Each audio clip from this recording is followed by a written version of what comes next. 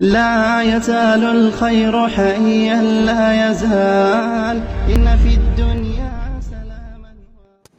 بسم الله الرحمن الرحيم. الحمد لله رب العالمين، والصلاة والسلام على سيد الأنبياء والمرسلين محمد وعلى آله وأصحابه أجمعين. أما بعد، أعوذ بالله من الشيطان الرجيم. بسم الله الرحمن الرحيم.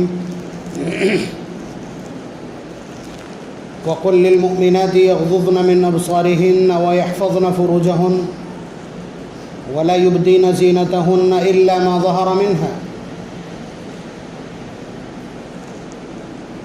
وقال النبي صلى الله عليه وسلم: من عال جاريتين حتى تبلغ جاء يوم القيامة أنا وهو كهاتين، أو كما قال صلی اللہ علیہ وسلم.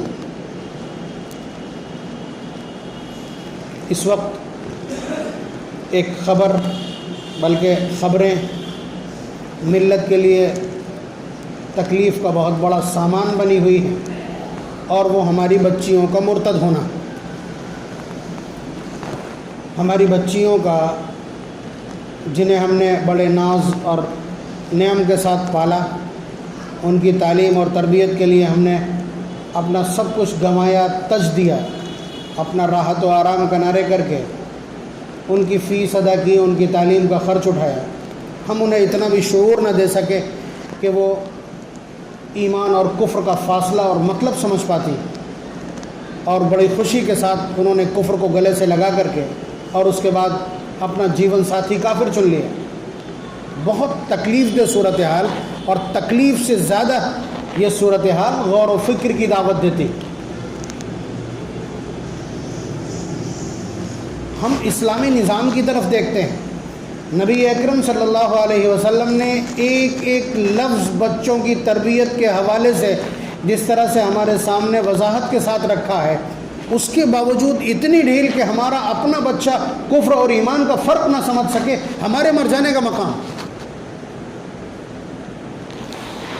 دیکھیے، آپ یہ کہہ سکتے ہیں کہ ایک تو یہ خبریں سن سن کر کے زخم لگا ہوا ہے، اوپر سے آپ کی کڑوی کسیلی. یہ آتم منتھن کی مجلس، آتم چنتن کی جگہ. ہم کو فکر کرنا ہوگی نا کہ یہ سدھرے گا کیسے. میں تقریر کر دوں، کام نہیں چلے گا.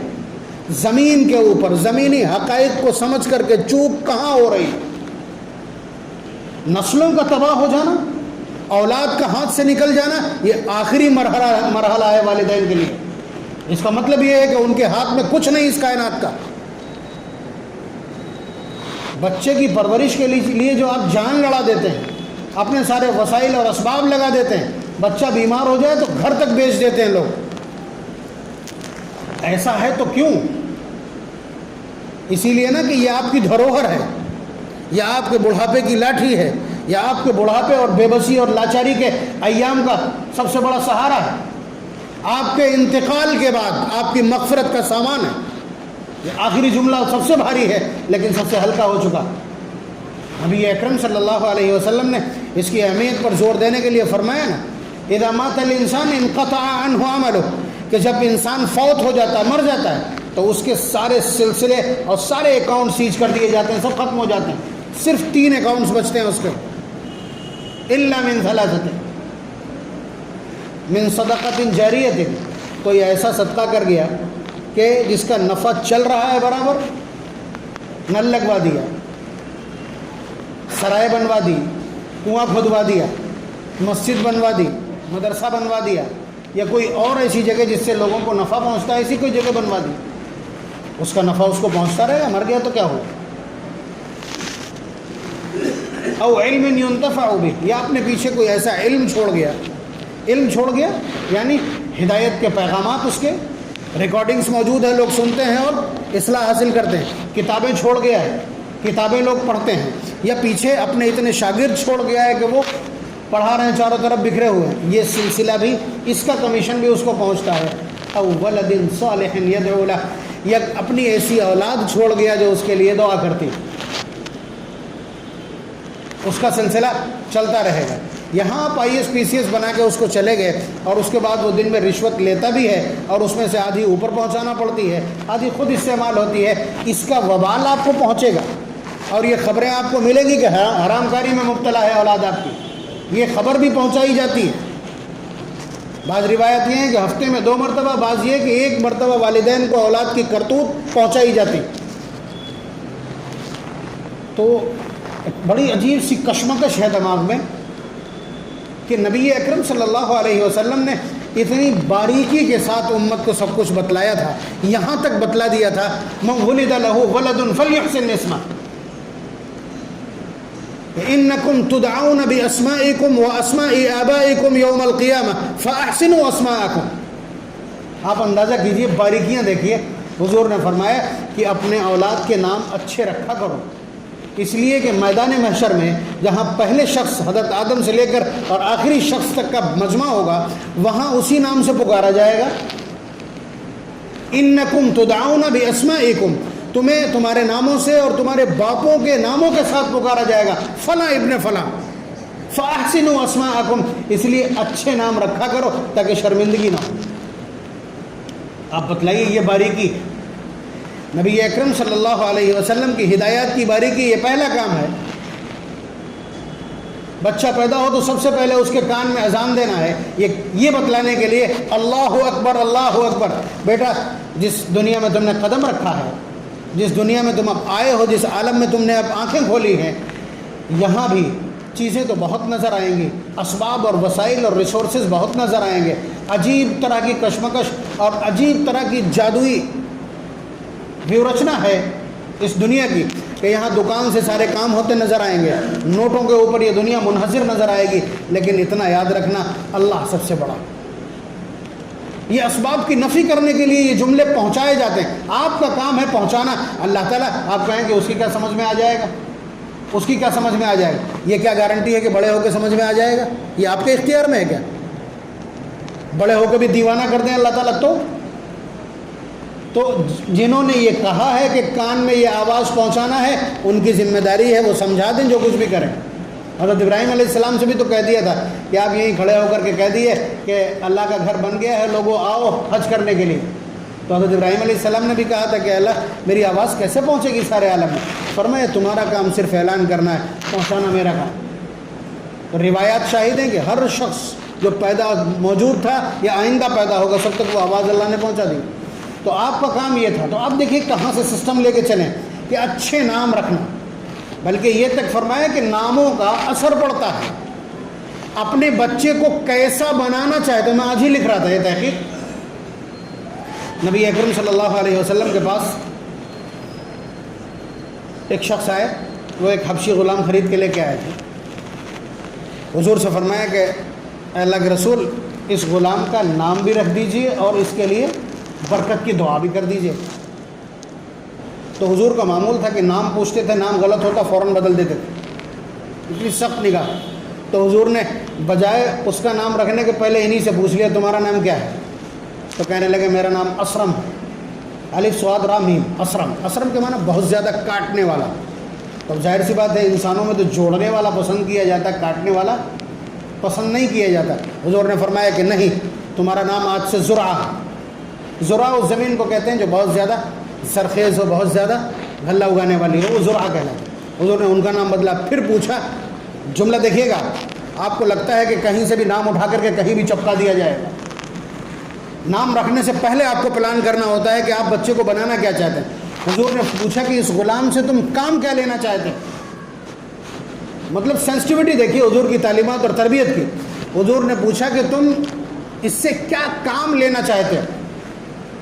تو انہوں نے بتایا کہ میں اس سے بکریاں چروانا چاہتا ہوں، میں اس سے بکریاں چروانا چاہتا ہوں، میں نے اس لیے خریدا۔ تو حضور نے نام رکھ دیا بالکل اسی مناسبت سے نام رکھ دیا کہ اس کا نام عاصم ہے، اس کا نام عاصم ہے۔ اور پھر ایسے کر کے فرمایا ہوا عاصم، اس طرح سے اپنی مٹھی کو کھلا چھوڑ کر کے پھر اس کے بعد اس کو بند کیا کہ ہوا عاصم۔ عاصم کے معنی ہے حفاظت کرنے والا، حفاظت کرنے والا، نگہبانی کرنے والا۔ اور ظاہر سی بات ہے بکریاں چرانے والے کو کیا چاہیے ہوتا ہے؟ بکریاں چرانے والے میں جس صفت کی ضرورت ہے، نام بھی وہیں سے اٹھا کے رکھا۔ آپ اپنے بچے کو ناچنے اور گانے والا بنانا چاہتے ہیں، بے حیائی کا سوداگر بنانا چاہتے ہیں، عفتوں کا نیلام کرنے والا بنانا چاہتے ہیں، پکچر والوں کا نام رکھ دیجیے جیسا کہ عورتیں اتاولی، ڈرامے سیریل آپ دیکھتے ہیں اس میں سے وہ شرابی کبابی، وہ ڈسپلے کے اوپر تھرکنے والے، آپ ان جیسا بنانا چاہتے ہیں ان کے نام رکھ دیجیے. یعنی نام جس کا جیسا رکھنا چاہتے ہیں. الفاظ بھی اثر کرتے ہیں، نسبتیں بھی اثر کرتی. یہ مضمون چلے گا کسی وقت، بہت ترتیب سے چلے گا انشاءاللہ. ابھی ہم خود ہی اس کو ترتیب دے لیں، باقاعدہ اس عنوان کے اوپر ہم پوری تحقیق کتاب لکھ رہے ہیں، کتاب کی شکل میں. تو آپ اندازہ کیجئے کہ اتنی باریک چیزیں نبی اکرم صلی اللہ علیہ وسلم دیکھتے ہیں. کسی نے محمد نام رکھ لیا اپنے بیٹے کا، پھر دیکھا کہ اسے ڈانٹ رہا ہے کوئی، تو حضور نے سرزنش کی، فرمایا تو سمون محمدن ثم تلعنونہ، کہ پہلے نام محمد رکھ لیتے ہو پھر اس کے بعد اسے لعنت ملامت اور پھٹکار کرتے. سمیتم محمدن ثم تسبونہ، پہلے محمد نام رکھ لیتے ہو پھر، یعنی ناموں کا ایک مستقل ادب اور مستقل ایک آرٹ ہے یہ.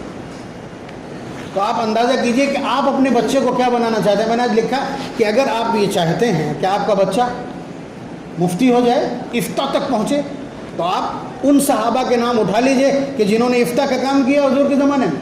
آپ چاہتے ہیں میرا بچہ قرآن کریم کا بہت بڑا ماہر ہو، حضرت عبداللہ ابن عباس سب سے ماہر ہیں پڑھنے کے اعتبار سے، حضرت ابی ابن کعب رضی اللہ عنہ، نام اٹھا لیجئے آپ. صفات میٹر کرتی، نسبت جس سے آپ نے ریلیشن قائم کیا اس کا فیضان اترے گا، اس کی نسبت آئے گی. اور یہ آپ مانتے ہیں، ہر حال میں مانتے ہیں. آپ میں سے کسی نے آج تک فرعون نام کیوں نہیں رکھا؟ اس لیے کہ نبی کا باغی، اللہ کا باغی ہے. اس کا مطلب یہ ہے کہ باغی کا نام رکھیں گے تو بچے میں بغاوت پیدا ہوگی، تو نبی کا نام رکھیں گے تو پھر فیضان بھی تو آئے گا. تو یہ نبی کی سیرت اور نبی کی تعلیمات کا حال ہے. اس کے علاوہ کیا فرمایا کہ اپنے بچے کو ادب سکھلاؤ. ادب کا مطلب ہے دین سکھلاؤ. ادب کا مطلب ہے دین سکھلاؤ. ہم ہاتھ ہلانا سکھاتے ہیں، بچہ بولنے کے قابل ہو گیا ٹاٹا کرنا سکھا رہے ہیں. السلام علیکم سکھانے میں کیا دقت ہے؟ خود اپنی تہذیب چھوڑ کر کے پیروں تلے روند کر کے اپنے اس بچے کو اپنی تہذیب کو بے قیمت بتلا کر کے اور دوسری گندی تہذیبیں آپ اپنانے کے لیے کہہ رہے ہیں، اس کی تربیت دے رہے ہیں. آپ دیکھیے میں بالکل نیچے کھڑا ہوں، بالکل نچلے پائیدان پہ ہوں. ابھی تک میں 7 سال کی عمر تک بھی نہیں پہنچا ہوں. حضور نے فرمایا 7 سال کی عمر تک بچہ نماز کے حوالے سے کیل کانٹے سے درست ہو جانا چاہیے. اس کا تلفظ بھی نمازوں کا درست ہو، اور اس کی حیاتیں بھی سارے درست ہوں، اور اس کے تعدیل ارکان بھی بالکل درست ہو جانا چاہیے. اور اس کے بعد 7 سے لے کر 10 تک اس کی باقاعدہ جماعت کی حاضری اور اس کی عادت بن جانا چاہیے. فَإِذَا بَلَغَ 10 فَلَمْ يُصَلِّ، وہ جب 10 سال کا ہو جائے اور نماز نہ پڑھے. دوسری روایت کے الفاظ وَضْرِبُوهُمْ عَلَيْهَا وَهُمْ أَبْنَاءُ 10، کہ انہیں مارو، ان کی سرزنش کرو، ان کی پٹائی کرو، ان کی تعذیب کرو جب 10 سال کے ہونے کے باوجود وہ جماعت چھوڑ دیں.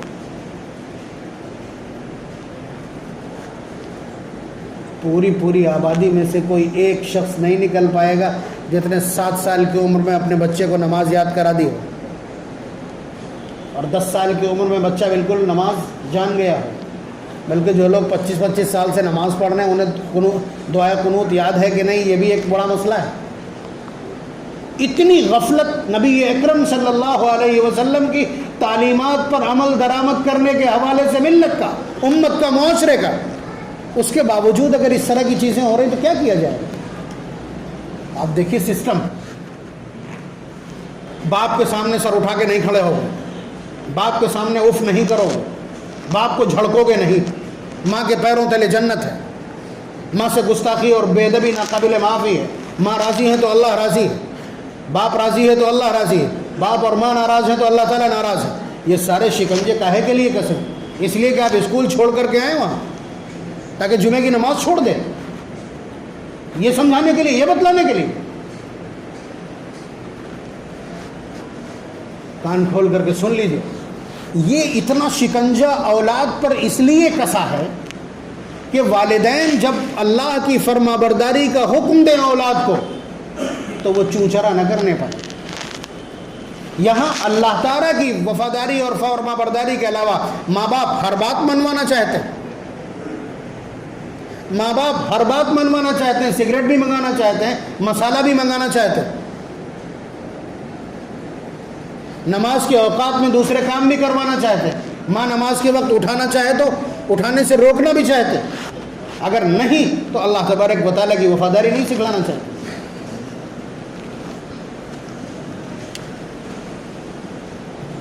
مطلب نبی اکرم صلی اللہ علیہ وسلم نے بہت نیچے سے لے جا کر کے ساری چیزیں بتلائی ہیں۔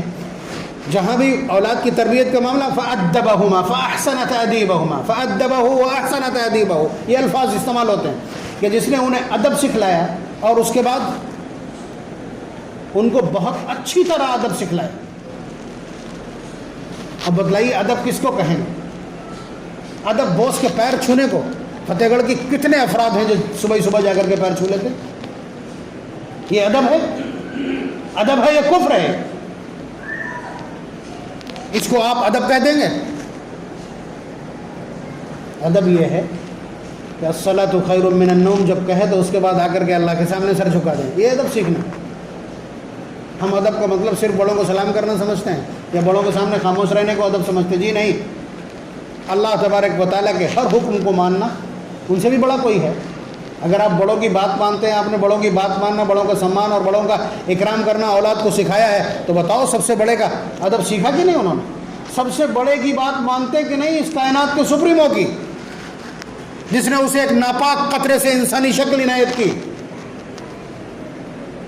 جس نے اسے کائنات کا سب سے قیمتی اور سب سے بابرکت وجود بنایا، اس کا ادب سکھایا کہ نہیں سکھایا؟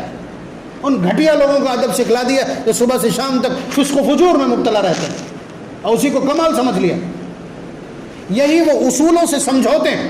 اب میں یہاں بول رہا ہوں، بڑی تعداد ہے، تلخی اتر گئی ہوگی حلق سے نیچے تک، لیکن اس کے سوا راستہ کوئی نہیں بچا، اتنا یاد رکھیے گا۔ وہی بچیاں دھرم پریورتن کر رہی ہیں، وہی بچیاں ہندوؤں کے ساتھ جیمال ڈال رہی ہیں جو ہائیلی ایجوکیٹڈ ہیں، جنہیں دہائیوں آپ نے اسکول اور کالج میں پڑھایا۔ اگر وہی تعلیم ہے، وہی تربیت ہے، اس سے انسانیت آتی ہے اور اس سے سلیقہ آتا ہے، تو پھر بتا دیجئے اتنا سلیقہ بھی نہیں آ سکا کہ ماں باپ کی یا ملت کی اوقات کیا ہے زمین کے اوپر؟ یہ تعلیم ہے۔ اس لیے میری گزارش ہاتھ جوڑ کر کے، جھولی پھیلا کر کے، کہ بچیوں کو دین کی تعلیم دیجیے، بچیوں کو دین کی تعلیم دیجیے۔ بھائی علماء اپنا سب کچھ، اپنی عزت تک گنوا کر کے، آپ کی گالیاں کھا کر کے، قوم و ملت کے چوری کے الزامات تک جھیل کر کے جگہ جگہ مدارس کی داغ بیل ڈال رہے ہیں تاکہ ملت کے یہ بچے کم از کم کلمہ پڑھ کر کے ایمان باقی رکھیں اپنا۔ کلمے کی صفات یا ایمان کی صفات تو نہیں آ رہی ہیں۔ جب ہمارے بوڑھوں کو دعائے قنوت یاد نہیں ہے تو بچوں سے ہم نبی کی سیرت کی توقع کیسے کر سکتے ہیں؟ 25 سال پڑھنے والا، 25 سال سے نماز پڑھتے ہوئے شخص کے سجدے میں جانے کے طریقے درست نہیں ہیں تو ہم باقی سے کیا توقع کر لیں گے؟ تو اس لیے فکر کی ضرورت ہے، سوچ کی ضرورت ہے، پیسے ہی سب کچھ نہیں ہے۔ بتائیے انبار لگا ہے گھر کے اندر دولت کا اور بیٹی اس طرح کی حرکت کر رہی، گھر سے باہر نکلنے کے قابل بچا باپ؟ پوری زندگی آپ نے انبار لگا دیے دولت کے۔ تو اس لیے یہاں پہ بھی سوچنے کی ضرورت ہے۔ اب اتنے فخر کے ساتھ آدمی کہتا ہے اپنا عیب، پیارے بچی قرآن بھی پڑھی، بچی قرآن سمجھی ہے تو کہیے ہر بچی کے لیے کم از کم اس کے یہ جو نظام چل رہا ہے، اس نظام کو اگر کوئی چیز روک سکتی ہے، اس بے گمراہی کو اگر کوئی چیز روک سکتی ہے تو وہ قرآن کریم ہے۔ اور قرآن کریم کی بھی میں صورت بتلا رہا ہوں کہ عورتوں کے مسائل کے سلسلے میں، حجاب، حیا اور عفت کے سلسلے میں انسائکلوپیڈیا کی حیثیت حاصل ہے سورہ نور کو۔ میرا تو جی چاہتا یہ ہے کہ بچیوں کو بہت اچھی طرح سے اردو پڑھائے، تھوڑی توجہ دی جائے اس میں۔ آپ 2-2 ہزار روپے میتھ کے ٹیوٹر کو دیتے ہیں، 2-2 ہزار روپے میتھ کے، انگلش کے، سائنس پڑھانے والے ٹیوٹر کو دیتے ہیں، اور جب چاہے اتوار کو پڑھائے، آ کر کے خارجی اوقات میں پڑھائے، آپ چاہتے ہیں ٹاپ ہو جائے کسی طرح سے۔ تو اسی طرح کی تھوڑی سی توجہ بڑھا کر کے اگر قرآن اچھی طرح پڑھوا دیجئے، قرآن اچھی طرح پڑھوا دیجئے، اور اسی طرح سے اردو اچھی طرح پڑھا دیجئے، تاکہ وہ قرآن کریم سورہ نور کی تفسیر سمجھ لیں کہ اللہ تبارک و تعالیٰ کی منشا کیا ہے، یہ قرآن کیا بول رہا ہے۔ وَقُلْ لِلْمُؤْمِنَاتِ يَغْضُضْنَ مِنْ أَبْصَارِهِنَّ، کہ حضور سے کہا جا رہا ہے کہ آپ ذرا ایمان والی عورتوں سے کہہ دیجئے کہ وہ جب چلا کریں تو اپنی نگاہیں نیچی کر لیا کریں۔ قرآن کہتا ہے یا ایھا النبی قل لازواجک وبناتک ونساء المؤمنین یدنین علیہن من جلابیبہن، کہ آپ اپنی بیٹیوں سے، اپنی بیویوں سے اور صحابیات سے کہہ دیجئے کہ وہ جب نکلا کرے تو پردے کے ساتھ نکلا کرے۔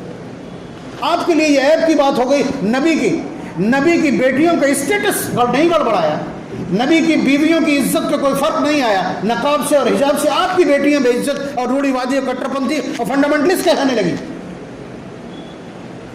اگر ذہن نہیں بدلا قرآن کریم کے حوالے سے، نبی کی تعلیمات کے حوالے سے، نبی کے پیغام کے حوالے سے، تو یاد رکھیے گا سر اٹھا کے جینے کے قابل نہیں بچے۔ ملت کی بیٹی ہے، کسی کی بھی ہو، ہر دل اس وقت تکلیف محسوس کر رہا ہے کہ نہیں؟ اگر تکلیف محسوس کر رہا ہے تو اس کے حل کے تلاش کے لیے بھی فکر مند ہونا چاہیے۔ سر دست کیا مسئلہ ہے؟ ماں باپ بچیوں کو سکھلائیں، ماں باپ کو خود پتہ نہیں ہے حیا اور عفت۔ 10 سال کی بچی ہے، اسے اسکرٹ اور وہ پہنا کر کے جب آپ بھیجیں گے، گاؤن اور کیا کیا کہلاتے ہیں مجھے نہیں معلوم، نیم اور یہاں کپڑے پہنا کر کے اسکول بھیجیں گے، حیا اور عفت پنپ ہی نہیں پائے۔ بلوغ سے پہلے، بالغ ہونے سے پہلے ماں باپ حیا اور پاک دامنی سکھاتے ہیں، اور بالغ ہونے کے بعد خود بچی اپنے آپ اس کو سمجھتی ہے کہ میرے ماں باپ نے یہ سب کچھ سکھلایا، کچھ تو منشا رہی ہوگی۔ کہنے کا حاصل یہ ہے کہ بچیوں کو قرآن کریم کی تعلیم دی جائے، اور اس کے بعد دین کی اہمیت۔ حضور تو یہ فرما رہے ہیں کہ سلام کرتے وقت آپ کی پلکوں کو بھی جنبش نہیں ہونا چاہیے، شائبہ شرک پیدا کر دیں گے۔ ہماری بچیاں اپنے عشق کے خاطر کفر اختیار کر رہی ہیں۔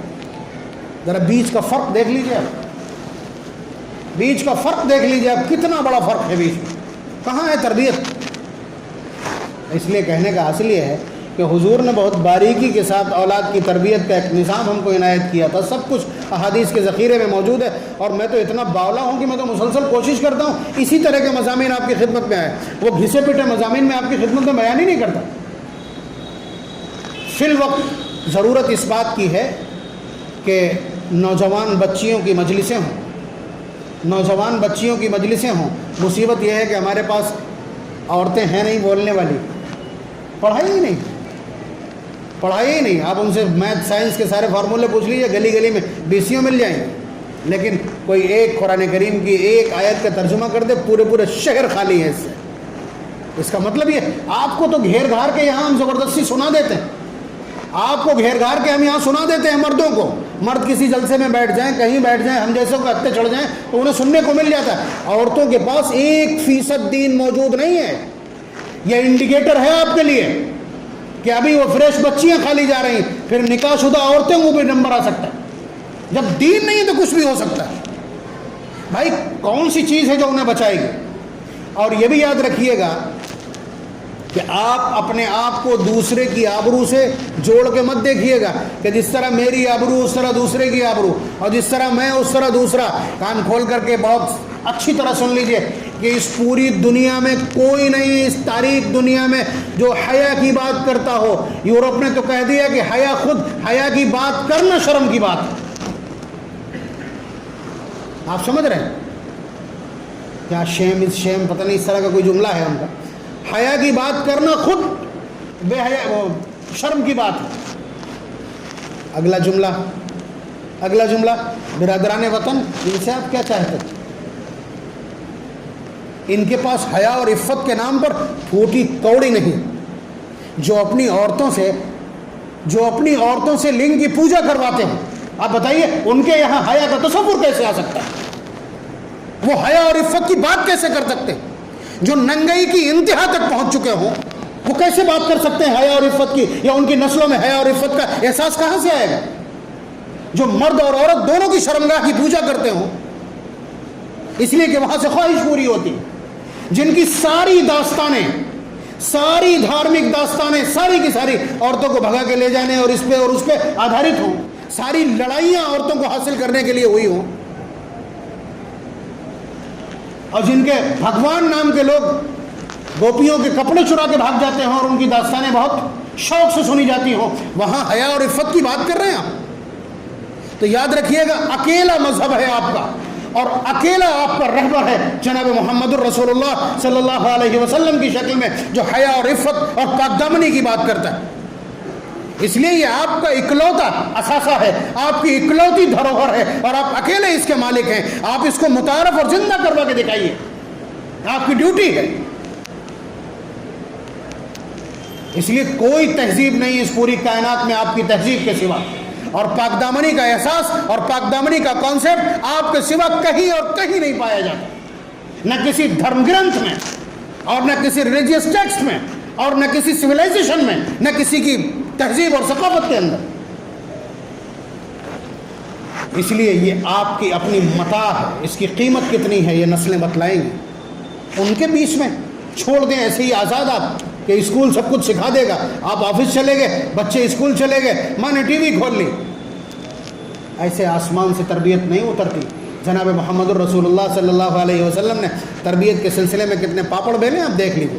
اللہ تبارک و تعالی ہم سب کو احساس مرحمت فرما دے، اور اپنے بچوں کی تربیت کے لیے وہی سلیقہ مرحمت فرما دے جو جناب محمد الرسول اللہ صلی اللہ علیہ وسلم نے کنوے کیا اور ہم کو سکھلایا۔ وآخر دعوانا الحمدللہ رب العالمین۔